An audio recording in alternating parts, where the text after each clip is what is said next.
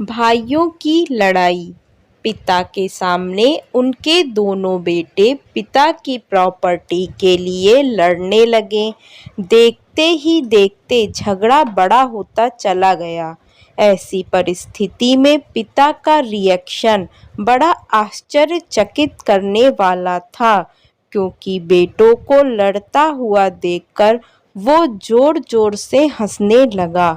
दोनों बेटों का ध्यान जब अपने पिता पर गया तो उन्हें लगा शायद सदमे में उनका बाप पागल हो गया है।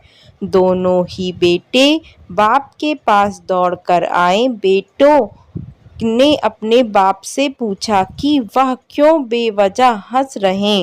उनके सामने उनके दोनों बेटे आपस में झगड़ा करते देखकर भी वह कैसे सकते हैं। पिता ने मुस्कुराते हुए कहा, मैं इसलिए हंस रहा हूँ क्योंकि तुम दोनों बड़ी तुच्छ चीजों के लिए लड़ रहे हो।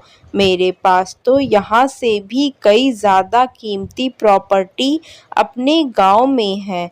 अगर तुम दोनों चाहो तो मैं तुम्हें वह प्रॉपर्टी दिखा सकता हूँ। दोनों बेटों की आंखों में चमक आ गई। उन्होंने वहां कहा वो जरूर देखना चाहेंगे। अगले दिन बाप और दोनों बेटे बैठ कुछ सामान पैक करने के गांव की बस में बैठकर अपने गांव के लिए निकल गए। गांव में पिता अपने दोनों बेटों को एक आलीशान हवेली की तरफ लेकर आने लगा। वह जैसे जैसे उस हवेली के करीब पहुंचते गए तो उन्हें हवेली का असली रूप नजर आने लगा, जो अब खंडहर में तब्दील हो चुकी थी। हवेली के पास पहुंचकर बाप हवेली के बाहर बैठकर फूट फूट कर रोने लगा। अब बाप को इस तरह रोता देख बेटों ने उसे चुप कराने की कोशिश की और पूछा कि वह क्यों रो रहे हैं। बाप ने कहा कि बरसों पहले मैंने इसी हवेली को पाने के लिए अपने भाइयों से झगड़ा किया था। भाई का दिल बड़ा था, उसने मुझे यह हवेली दे दी, लेकिन फिर वह मुझसे कभी नहीं मिला।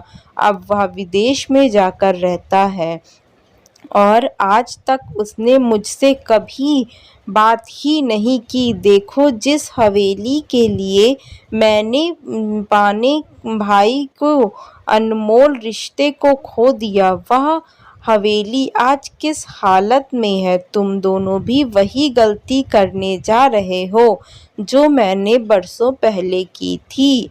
तुम दोनों भी उन्हीं तुच्छ सी चीजों के लिए लड़ने लगे हो जिनकी आगे जाकर रिश्तों के मुकाबले कीमत शून्य होगी। कहानी अच्छी लगी हो तो चैनल को सब्सक्राइब करें, वीडियो को शेयर करें और कमेंट कर हमें ज़रूर बताएं कि ये कहानी आपको कैसी लगी।